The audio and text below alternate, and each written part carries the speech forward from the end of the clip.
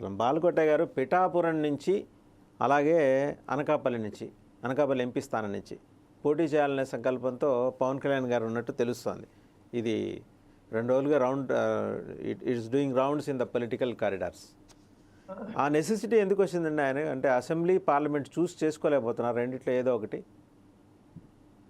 వాసుదేవ్ గారు, ఇది నా పొలిటికల్ థాట్ మీరు పెట్టింది. అంటే పొలిటికల్ థాట్ పెట్టారు. అంటే మనం ఏదో మనకు నచ్చిన విషయంగా నేను కానీ గాల సుబ్రహ్మణ్యం గారి బాజీ గారు కానీ మాట్లాడే చేసుకొని వెళ్ళిపోతే అదైతే భావ్యంగా ఉండదు. నేనేం చెప్తున్నానంటే, రేపు జనసేన, తెలుగుదేశం పార్టీ, భారతీయ జనతా పార్టీ పొత్తు పెట్టుకుంటే ఆ పొత్తుని ప్రజల చేత ఆమోదింపజేసుకునే బాధ్యతలో భారతీయ జనతా పార్టీ బాధ్యత చాలా ఉంటుంది. వెరీ ట్రూ అండి. భారతీయ జనతా పార్టీకి చాలా ప్రశ్నలు వస్తాయి ఆంధ్రప్రదేశ్ నుంచి. ఆ ప్రశ్నలకు కూడా భారతీయ జనతా పార్టీ సమాధానం చెప్పుకోవాలి. 2014 ఎన్నికల్లో ఇదే ముగ్గురు ఉన్నారు. ఇదే ముగ్గురు భారతీయ జనతా పార్టీ, పవన్ కళ్యాణ్ గారు పార్టీ లేకపోయినా వ్యక్తిగా ఉన్నాడు. తెలుగుదేశం 2019లో లేరు. మళ్ళీ 2024 వచ్చేసరికి ఉన్నారు. అందుకీ ఇందుకీ ఇప్పటికీ ఉన్న తేడాన్ని ప్రజలకు చెప్పుకోగలిగితేనే వీళ్ళ యొక్క పొత్తు సఫలమవుతుంది. మనం కలిసిపోతే సరిపోదు. మన పొత్తుల్ని ప్రజలు స్వీకరించాలి. ఇది నేను చెప్పే అంశం. దీన్ని వివాదం చేయటము, ఎందుకంటే నెల రోజుల్లో ఎన్నికలు పెట్టుకొని వివాదం చేసుకొని చర్చోపచర్చలు చేసుకొని మళ్ళీ శత్రువుకి ఆయుధాలు ఇవ్వటం, శత్రువుకి ఉపయోగపడే విధంగా చేయటం అనేది మా ఉద్దేశం కాదు. మేము 5 ఏళ్ళుగా కొట్లాడుతుంది ఆంధ్రప్రదేశ్లో ఎస్కోబా పరిపాలన పోవాలని. మీకు వాసుదేవ్ గారు 1985లో ఎస్కోబా అని చెప్పేసి అమెరికాలో, దక్షిణ అమెరికాలో మారక ద్రవ్యాల వ్యాపారం ఉన్నాడు. వాడు 80% కొకైన్ని అమెరికాకి సప్లై చేసేవాడు. $30 బిలియన్ అధిపతి. అతను ఇల్లు నిర్మించలా, ఊళ్ళే నిర్మించాడు. క్రీడా మైదానాలు కట్టాడు.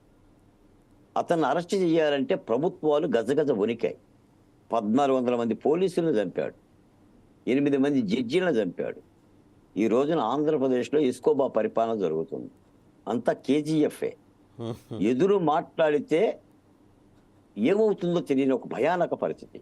ఈ రోజున తెలుగుదేశం పార్టీ, జనసేన పార్టీలు కూడా భారతీయ జనతా పార్టీలో పొత్తు పెట్టుకోవడానికి ప్రధానమైన కారణం ఏంటంటే, జగన్మోహన్ రెడ్డి గారి యొక్క యుద్ధం ఒక పైశాచిక యుద్ధం లాగా ఉంది. ఇప్పుడు ఆయన చెప్పాడు, ఇప్పుడు చంద్రబాబు నాయుడు గారి ఇంటి మీద దాడి జరిగినప్పుడు నా కార్యకర్తలకు బీపీ వస్తుంది, మీరు తట్టుకోవాలని చెప్పాడు ఆయన. ఆ కార్యకర్తలకు బీపీ వస్తుంది, మీరు తట్టుకోవాలని చెప్పాడు. ఇప్పుడు కూడా సిద్ధం సభల్లో ఆయన చొక్కా ఇట్ట మడచేసి అంటే ఉసిగొలుపుతున్నాడు. ఒక కొకైన్ తాగినట్టు, ఒక గంజాయి తాగినట్టు, ఒక డ్రగ్స్ తాగినట్టు, లేదా జేటాక్స్ మందు తాగినట్టు. అంటే రాజకీయాల్లో ఓటర్ల దగ్గరికి వెళ్ళి చేసిన పనిని చెప్పుకొని గౌరవంగా ఓటు అడిగే పద్ధతిని తీసేసి కొట్టండి అనే పరిస్థితికి వస్తే మరి ఆ వ్యవస్థల నుంచి కాపాడుకోవడం కూడా చేస్తుంది. ఇప్పుడు మొన్నటిదాకా మనం చెప్పాం సార్, బొవ్వ లేకపోయినా బతకగలం, స్వేచ్ఛ లేకపోతే ఎలాగా? ఆంధ్రప్రదేశ్లో కేవలం సోషల్ మీడియాలో ఏదో పోస్టు పెట్టారని జర్నలిస్ట్ అంకబాబుని చొక్కా లేకుండా అరెస్ట్ చేశారు అర్ధరాత్రి పూట. 70 ఏళ్ల రంగనాయకమని అరెస్ట్ చేశారు. మాస్క్ అడిగినందుకేమో డాక్టర్ సుధాకర్ని అవమాన పాలు చేసి హృద్రేగానికి గురి చేశారు. మాస్క్ పెట్టుకోలేదని కిరణబాబుని అరెస్ట్ చేశారు. హౌస్ అరెస్టులు చేశారు. సిపిఐని హౌస్ అరెస్ట్ చేశారు. జనసేన చేశారు, భారతీయ జనతా పార్టీని చేశారు, కమ్యూనిస్టులను చేశారు, తెలుగుదేశాన్ని చేశారు, నాలాంటి జేఏసీ వాళ్ళని చేశారు. ఎక్కడైనా మాట్లాడే పరిస్థితి ఉందండి? మనం చెప్తాం, ఆంధ్రప్రదేశ్లో స్వేచ్ఛగా జగన్మోహన్ రెడ్డి గారిని విమర్శించే పరిస్థితి ఉందండి. భయంగా ఉన్నాం. ఈ రోజున ఎన్నికల ప్రక్రియ వచ్చింది కాబట్టి కాస్త ప్రజాస్వామ్యం సడలించబడింది కాబట్టి స్వేచ్ఛ కోసం కొట్లాడుతున్నామండి. ఎవరు కలిసినా వాళ్ళు కలవాల్సిన శక్తులు కాకపోయినా సరే కలిసైనా సరే కొట్లాడనే భావం ఆంధ్రప్రదేశ్లోకి వచ్చేసింది. అంటే జగన్మోహన్ రెడ్డి గారు అంత ఇబ్బందికరమైన వాతావరణాన్ని చేసుకున్నాడు. ఆయన ఎందుకు చేసుకున్నాడు, ఇలా ఎందుకు మారిండు? ఇప్పుడు అమరావతి రాజధాని అని అక్కడే ఇల్లు కట్టుకుంటానని అమరావతిని స్మాష్, ఇప్పుడు విశాఖపట్నమే రాజధాని అక్కడే ఇల్లు కట్టుకుంటానంటున్నారు. రేపు విశాఖపట్నం స్మాష్, ఎల్లుండి కర్నూలు అంటాడు స్మాష్. ఏంటి సార్ ఇది? వీళ్ళంతా ధర్మప్రభువులే కదా, 5 ఏళ్ళు ఉంటారు పోతారు. 5 ఏళ్లకే నువ్వు రాష్ట్రాన్ని తాకట్టు పెట్టుకొని 12 లక్షల కోట్ల రూపాయలు అప్పులు చేసి, ఇసుక దొరకకుండా చేసి, ఈ విద్యుత్ ఛార్జీలు పెంచి 1,50,000 కోట్ల రూపాయల మద్యం అమ్మకాలండి. సచివాలయాన్ని తాకట్టు పెట్టి, మరీ దుర్మార్గం. సచివాలయాన్ని తాకట్టు పెట్టలేదని సిఆర్డీఏ ప్రకటిస్తుంటే, పెడితే ఏమవుతుంది, రాజ్యాంగంలో రాసిందా పెట్టకూడదని కొడాలని మాట్లాడి, కులాల మీద దాడి చేసి, మతాల మీద దాడి చేసి, దేవుడి విగ్రహాలకి ధ్వంసం చేస్తున్నారంటే, కొంటామంటే కిరీటం మళ్ళీ 10 లక్షలు అవుతుంది, 10 కాబట్టి 15 లక్షలు అవుతుంది, కొంటాం.